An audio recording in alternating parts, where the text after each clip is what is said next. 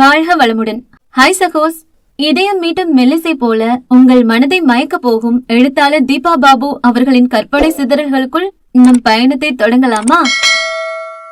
அடுத்த ஒளிப்புத்தகமாக வாழ்வே சொர்க்கமாகுமே நாவல் இன்று முதல் உங்கள் உள்ளங்களை செவி வழி மயக்க வருகிறது. என்னுடைய 27வது நாவல். இதுவரை நான் எழுதிய அனைத்து பழைய நாவல்களும் நமது சேனலில் முழு ஒளிப்புத்தகமாக கிடைக்கிறது. கேட்டு மகிழுங்கள். சென்ற வருடம் வெளியான புத்தகமான வாழ்வே சொர்க்கமாகுமே நாவலின் கதைக்கரு.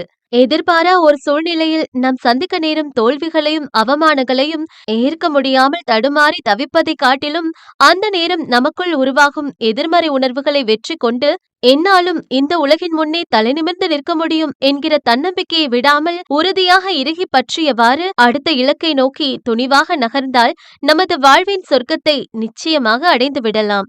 அப்படியாக நாயகன் நாயகி அவரவர் வாழ்வில் சந்திக்கும் காதல் தோல்வியை எவ்வாறு கடந்து தங்களை மேம்படுத்தி திருமண வாழ்க்கையில் முன்னேறுகிறார்கள் என்பதை கதையில் காண்போம். தொடர்ந்து நல்ல ஆதரவை நல்கும் என் அன்பிற்கினிய வாசக நட்புகளுக்கும் நேயர்களுக்கும் மனமார்ந்த நன்றிகள். என்றும் அன்புடன் தீபா பாபு. அத்தியாயம் 1. இரவு 11:20.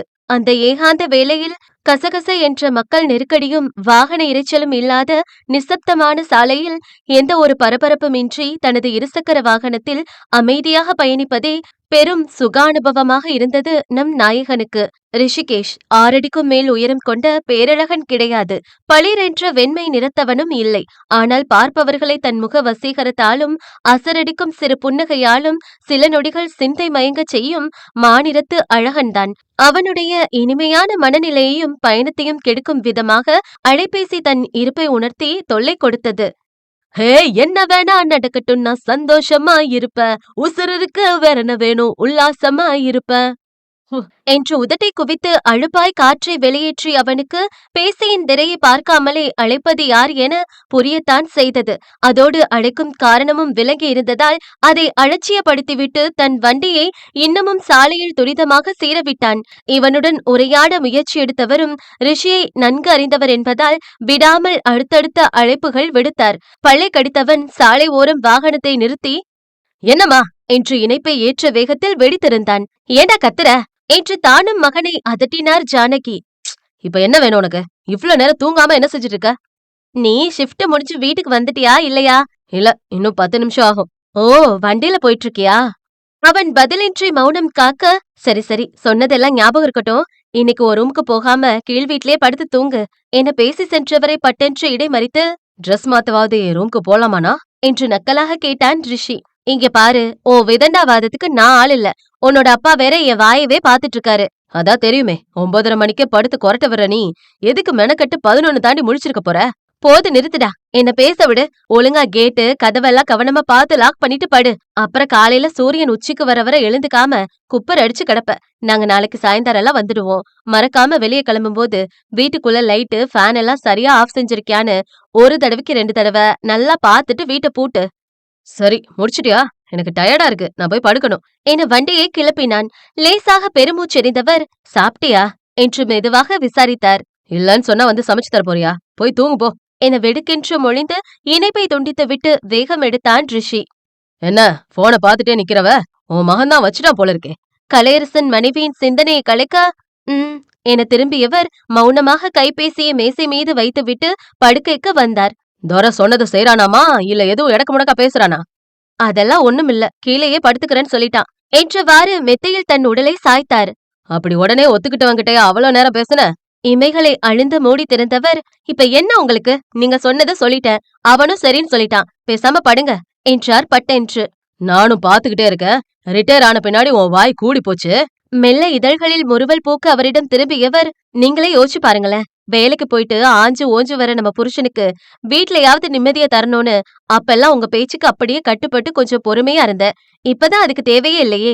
எந்நேரமும் வீட்ல உங்களுக்கு அமைதியை தானே கொடுக்கறேன். அப்புறமும் குதர்க்கமா பேசினா என் பதில் இப்படித்தான் இருக்கும். எனக்கும் ரிட்டையர்மெண்ட் வயசு வருதுல்ல, அதை நினைச்சு பார்த்து நீங்களும் கொஞ்சம் உங்க வீராப்புல இருந்து இறங்கி வாங்க, எனக்கு தூக்கம் வருது என கண்களை மூடிக்கொண்டார். பெருமூச்செறிந்த கலையரசனும் தன்னுடைய உறக்கத்திற்கு தயாரானார். அவர்களின் மூத்த மகள் ஊர்மிளாவின் மாமனாருக்கு குடலிறக்கம் அறுவை சிகிச்சை செய்திருந்ததால் அவரின் நலனை விசாரிக்க என்று காலையில்தான் தங்களது இல்லத்திலிருந்து கிளம்பி வந்து இருந்தனர். வீட்டு வாசலில் வாகனத்தை நிறுத்தி இறங்கிய ரிஷிகேஷ் சுற்றுச்சுவர் இரும்பு கதவின் பூட்டை திறந்து வண்டியை உள்ளே ஏற்றி நிறுத்திவிட்டு மீண்டும் கதவை உள்பக்கமாக பூட்டினான். கீழ் வீட்டில் உறங்குமாறு சற்று முன் கட்டளையிட்ட அம்மாவின் சொற்களை எண்ணி சலிப்புடன் முகத்தை சுளித்தவன் உடை மாற்ற என மாடிப்படிகளில் தாவி ஏறி தன்னறைக்கு சென்றான். தன் கையில் இருந்த சாவி கொண்டு கதவை திறந்தவன் அறையின் மின்விளக்கை ஒளிரவிட்டு அணிந்திருந்த உடைகளை களைந்து இரவு உடைக்கு மாறி குளியலறை சென்று தன்னை சுத்தப்படுத்தி வர கைபேசி ஒலி எழுப்பியது. அதை கடுப்புடன் எடுத்து காதில் வைத்து என்னடா என்று எரிந்து விழுந்தான். எதிர்ப்புறம் இருந்தவன் ஏண்டா கடுப்படிக்கிற? ஷிஃப்ட் முடிஞ்சு வந்துட்டியா? நாளை காலையில கொஞ்சம் மறக்காம எங்க வீட்டுக்கு வந்து அந்த இன்வெர்டரை ரெடி செஞ்சு கொடுத்துறா, இல்லனா என் அப்பா கிட்ட என்னால பாட்டு வாங்க முடியாது என்று தன் கவலையில் புலம்பினான் ரிஷியின் தோழன். இந்த அப்பனுங்களுக்கெல்லாம் என்ன வேலை? பெத்த பிள்ளைங்கள சமயம் கிடைக்கும் போதெல்லாம் கரிச்சு கொட்டிட்டே இருக்கணும். டே நிறுத்துடா, நாளைக்கு நாமும் அந்த ஸ்டேஜில் தான் நிப்போம். நீ எப்படியோ நில்லு, நான் எல்லாம் என் பசங்களுக்கு அனுசரணையா தான் இருப்பேன். ரொம்பத்தான், அது அப்ப பாக்கலாம். நீ முதல்ல நான் சொன்ன வேலையை முடிச்சு கொடு. சரி வந்து தொலைற, காலையில 10:30க்கெல்லாம் உங்க வீட்டுல இருப்பேன் என்றபடி அரைக்கதவை பூட்டி கீழே இறங்கினான். என்னது 10:30யா? ஒரு 9 மணிக்காச்சும் வாயேண்டா. ஏய் இங்க பாரு, மணி இப்பவே 12 ஆகப்போகுது. சும்மா நொய்யின வேற எலக்ட்ரிஷியனை பாத்துக்கோன்னு போனை வச்சிருவேன். அவனின் மிரட்டலில் பதறியவன் வேணடா நீ உன் வசதிக்கே வா, அப்புறம் என் அப்பாவுக்கு பதில் சொல்ல முடியாது என்றான் மீண்டும். அது ஆமா, உன் பொண்டாட்டி ஊர்ல இல்லையா? எப்படி மச்சி சரியா கேக்குற என வாயெல்லாம் பல்லாக வினவினான் அவன். நீ இவ்ளோ ஃப்ரீயா அந்த நேரத்துல என் உயிரை வாங்குறதுலயே ரொம்ப நல்லா தெரியுதே. சும்மா நக்கல் அடிக்காதடா, உனக்கு என்ன ஃப்ரீ பேர்ட் என அவன் நெடுமூச்சை வெளியேற்றும் நேரம் இவன் முகத்தில் கசப்பாய் ஒரு முறுவல் விரிந்தது. ஓகே, எனக்கு தூக்கம் வருது என்றதோடு பேசிய அணைத்து நீலிருக்கையில் போட்டவன் கதவை உட்பக்கமாக பூட்டினோமா அல்லது பேச்சு கவனத்தில் மறந்துவிட்டோமா என பார்வையை அங்கே செலுத்தி ஒருமுறை உறுதி செய்து கொண்டு உடலை நெளித்துவிட்டு அயர்வாய் அதில் விழுந்தான். அங்கே இருக்கின்ற 2 படுக்கை அறைகளுமே பயன்படுத்த ஆட்கள் இன்றி வெறுமையாக இருந்தாலும் அதை உபயோகப்படுத்த அவனுக்கு மனம் வரவில்லை. ஒன்று அவன் பெற்றோருடையது, மற்றொன்று தமக்கை குடும்பம் வந்தால் தங்குவதற்கு என ஒதுக்கப்பட்டு இருப்பது. ரிஷிக்கும் அவன் அண்ணன் முகேஷுக்கும் மாடியில் தனியாக 2 அறைகள் கட்டப்பட்டு இருந்தது. 4 வருடங்களுக்கு முன்பு பெரியவன் திருமணத்திற்கு என பேச்சு தொடங்கிய நேரம்தான். அப்பொழுது வசித்து வந்த 2 படுக்கை அறைகள் கொண்ட வீடு பற்றாது என்று ஊருக்கு சற்று தள்ளி ஏற்கனவே வாங்கி போட்டிருந்த இடத்தில் பெரிய வீடாக எடுத்தார் கலையரசன். விழிகள் நேரெதிரே சுவற்றில் மாட்டப்பட்டிருந்த குடும்ப புகைப்படங்களின் மீது அழுத்தமாக விழுந்தது.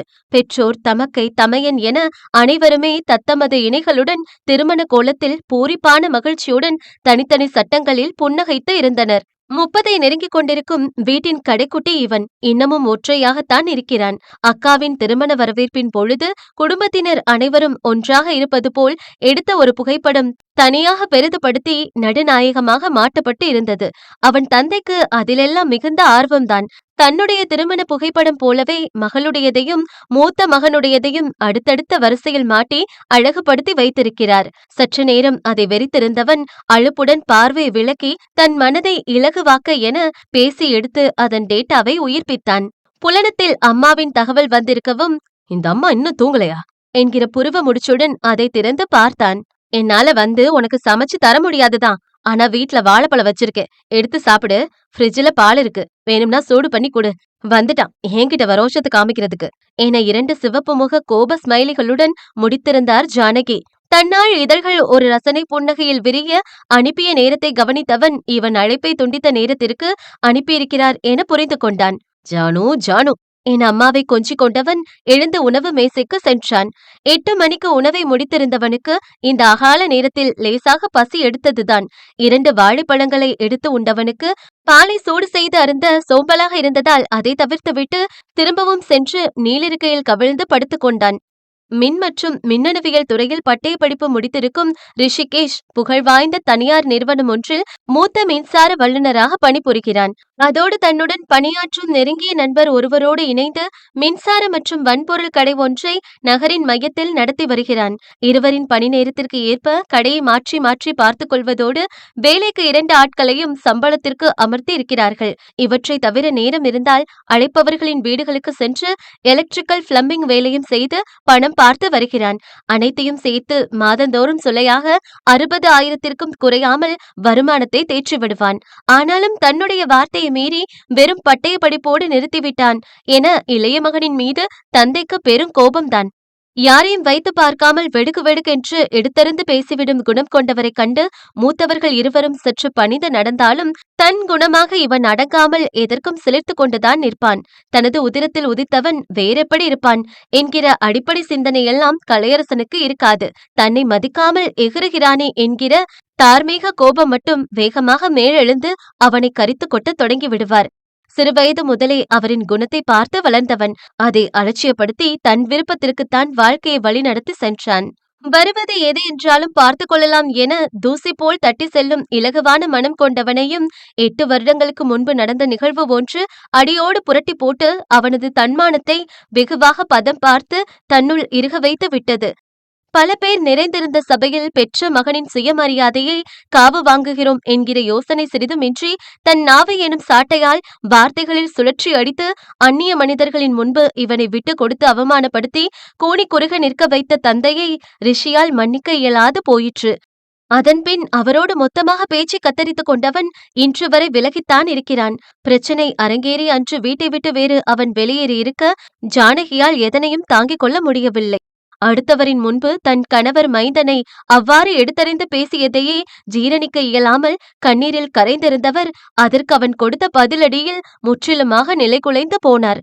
மனைவியின் உடல்நிலை கெட்டு மருத்துவமனை வரை சென்றதில் அரண்டு போன கலையரசன் சற்று அடங்கி போனார் என்றால், தோழன் ஒருவன் மூலம் விஷயம் அறிந்து பதறியடித்து வந்த மகனின் கைப்பற்றி ஜானகி அழுது கரைந்ததில் ரிஷியும் தன் அகங்காரம் விட்டு அன்னைக்காக கீழிறங்கி வந்தான். நட்புகள் எல்லாரும் நம்ம சேனலை மறக்காம சப்ஸ்கிரைப் பண்ணுங்க. கதையை கேளுங்க, லைக் பண்ணுங்க, கமெண்ட் பண்ணுங்க, பிடிச்சவங்க ஷேர் பண்ணுங்க. நன்றி.